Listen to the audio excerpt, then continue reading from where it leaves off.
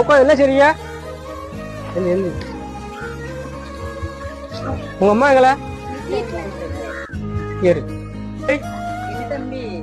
என்ன வேலைக்கு வரல, பிள்ளைங்க வேலைக்கு அனுப்பல, என்ன முடியல இருக்கீங்க? இந்த அண்ணாச்சியோட நீங்களே பேசுறீங்க. என்னமா வேலைக்கு இருந்தா வரல, அது என்ன கேட்டுக்கிட்டு இருக்கேன். பைசா கொடுத்துருக்குல, அது என்ன செய்ய? இப்பவுமே பைசா கொடுமா, இல்லாட்ட பையன் அனுப்புமா. எவ்வளவு வாங்கிருக்கீங்க? இந்தாங்க இப்போதைக்கு இதை கொடுங்க, இன்னும் எவ்வளோன்னு கணக்கு பார்த்து நீங்களே பேசிக்கோங்க.